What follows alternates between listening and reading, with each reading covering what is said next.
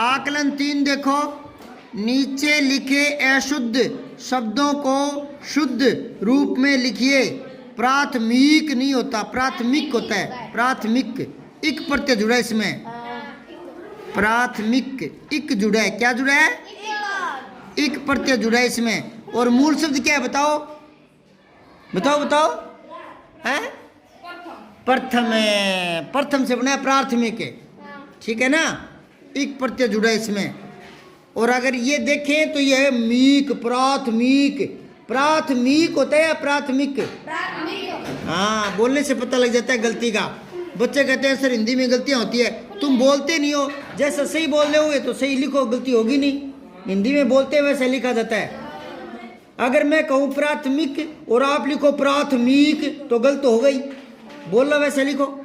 अब अगला देखो, फूल। फूल थोड़ी होता है, फूल होता है। हाँ, बाग में कई तरह के फूल खिले हैं, यूं बोलते हैं फूल खिले हैं। हाँ, तो बोलने से पता लग जाता है। हिंदी मात्रा क्या आएगी? बड़ी, ठीक है। बदर नहीं होता, बंदर। ऊपर क्या नहीं लिखा हुआ इसके? अनुनासिक। क्या नहीं? अनुस्वार। अनुनासिक तो चंद्र बिंदु को कहते हैं, अनुस्वार नहीं लगा, समझ गए। अब आओ प्रश्न 2। नीचे लिखे गद्यांश को पढ़कर प्रश्नों के उत्तर दीजिए। अब यह गद्यांश देखो, दे आधा है, हलंत लगा हुआ है, और यह है। अगर ये हलंत हटाएंगे तो यह पैर में डाल देंगे, फिर कौन सा बन जाएगा? विद्यालय वाला। तो कैसे लिखेंगे गद्यांश? ऊपर लिख लो, गे और विद्यालय वाला गद्यांश, समझ गए क्या? ऐसे लिखेंगे। घटना अप्रैल 1799 चौथे मैसूर युद्ध के मैदान की है। जनरल हैरिस के नेतृत्व में अंग्रेज फौज ने मैसूर राज्य पर हमला बोल दिया था। अंग्रेजी फौज राजधानी श्रीरंगपट्टम के काफ़ी नज़दीक पहुंच गई थी, लेकिन किले तक पहुंचना आसान नहीं था। किले के दक्षिण में सुल्तान कोट गांव के पास एक ऊंचा टीला था। टीपू सुल्तान ने अपने बंदूकधारी सैनिकों की एक टुकड़ी उस टीले पर तैनात कर रखी थी। अब यहाँ आओ, आसान शब्द का मतलब क्या होता है? अर्थ पूछे बेटा, सरल। अगर विलोम पूछता तो क्या होता? कठिन। नीचे लिखे शब्दों का अर्थ लिखना। अब क्या है अर्थ? फौज का क्या हो जाएगा? सैनिक टुकड़ी। क्या लिखोगे?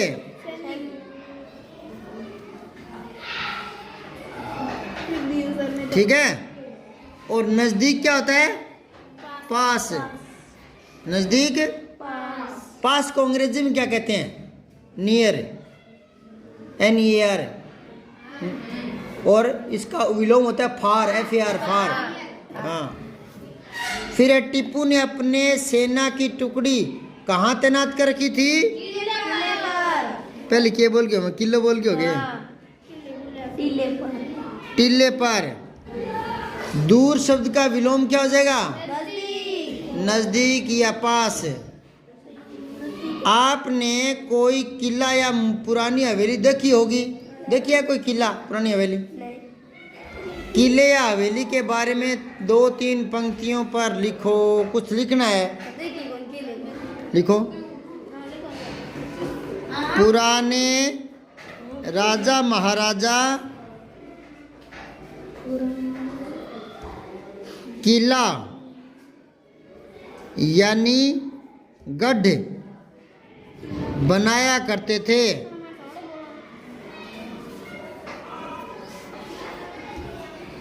पुराने राजा महाराजा किला या गढ़ बनाया करते थे। पुराने राजा महाराजा किला या गढ़ बनाया करते थे। किला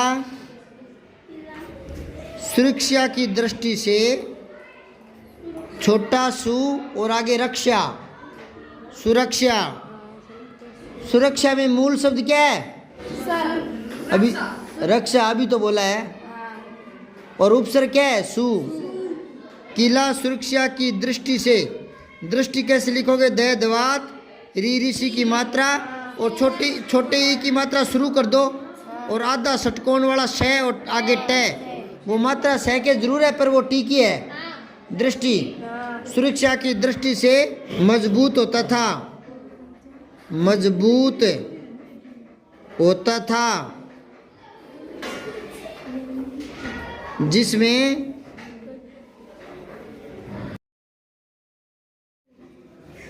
राजा ठहरा करते थे। राज्य का तथा सुरक्षा का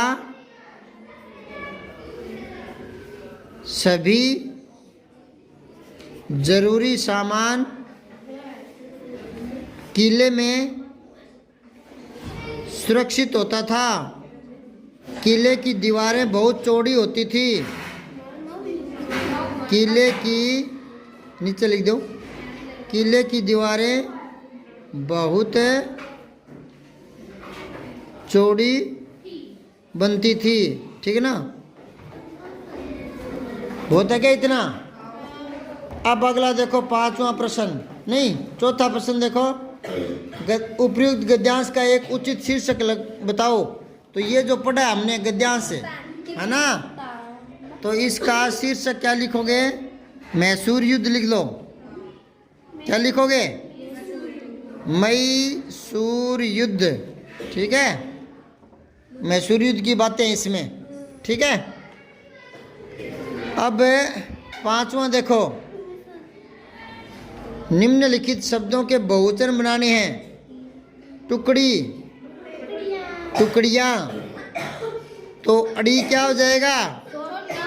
हाँ, यहाँ पर चंद्र बिंदु, चंद्र बिंदु को क्या कहते हैं? अनुनासिक। और किला का किले। और प्रश्न 6, नीचे लिखे युग्म शब्दों का प्रयोग करते हुए वाक्य बनाना है। मतलब ये युग्म शब्द आने चाहिए वाक्य में। लिखो, प्रधानाचार्य,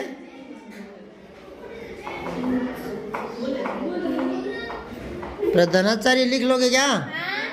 पे के पैर में रहे, धा ना चार ये के ऊपर है। प्रधानाचार्य महोदय द्वारा लगाया गया पौधा आज भी फल फूल रहा है, फल फूल रहा है।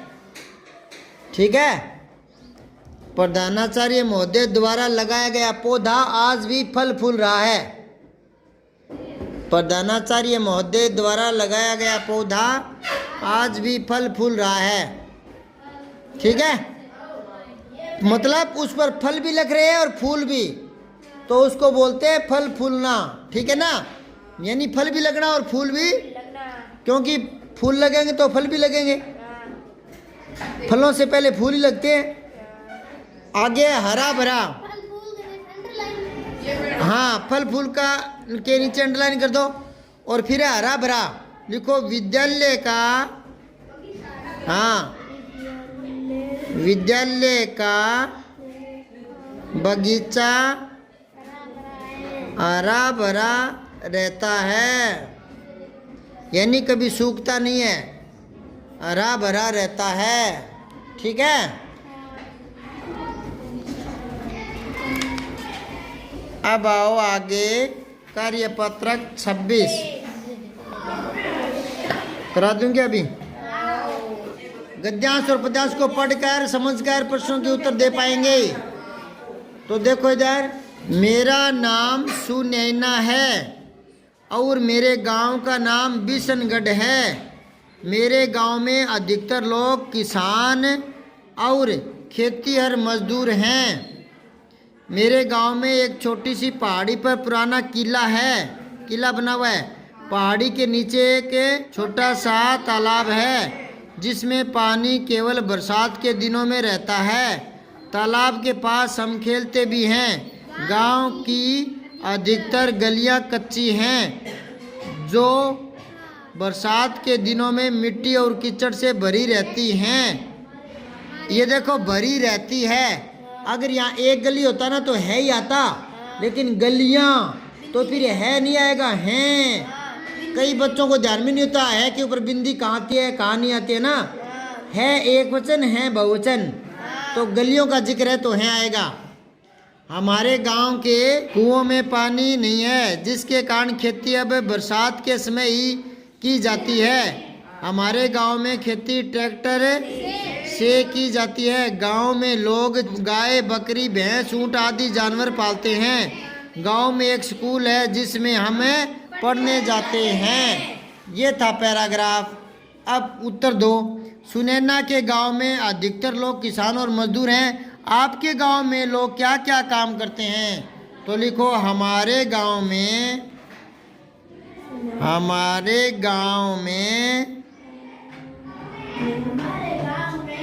अधिकतर लोग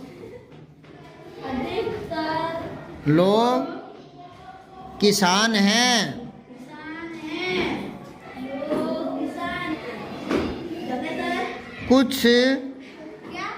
कुछ लोग कारीगर का बड़ी गैर कारीगर, कोई लकड़ी का काम कर लिया, कोई फर्नीचर बना दिया, कोई है ना, तो उसको कारीगर बोलते हैं, ठीक है ना। और कुछ लोग कर्मचारी भी हैं, और कुछ लोग सरकारी कर्मचारी भी हैं।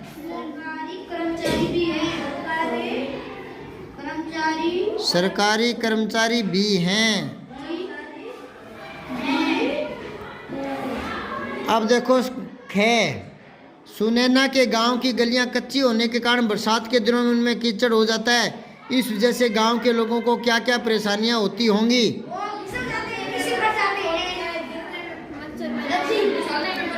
हाँ, एक तो लिखो चलने में परेशानी होती है। चलने में परेशानी होती है। कपड़े गंदे हो जाते हैं। कपड़े गंदे हो जाते हैं। फिसल कर गिरने से चोट आदि लग जाती है। फिसल कर गिर जाने से चोट आदि लग जाती है।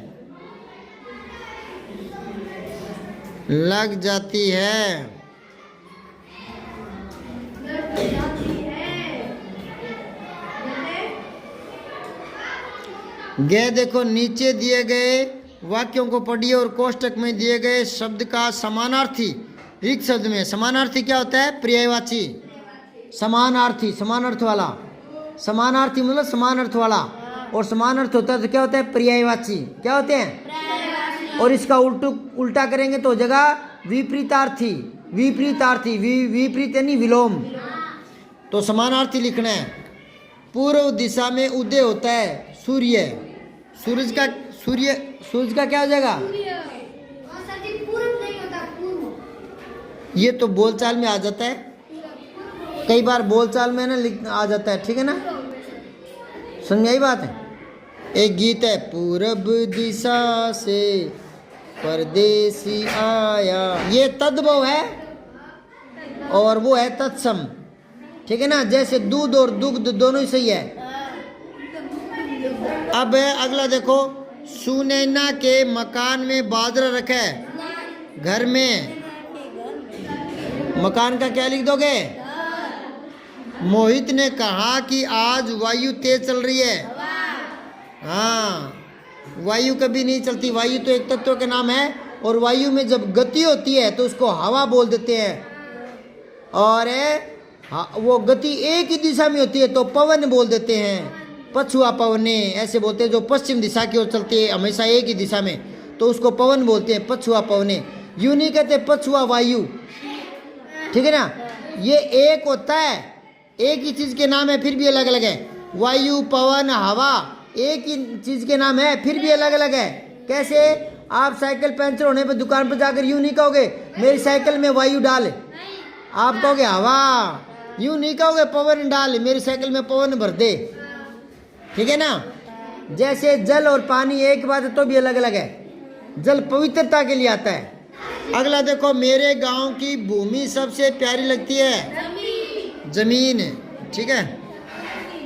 फिर आज गगन में बादल छा रहे हैं। गगन मतलब आसमान लिख दो या आकाश। ये पूरा हो गया बेटा। कल करेंगे 27वां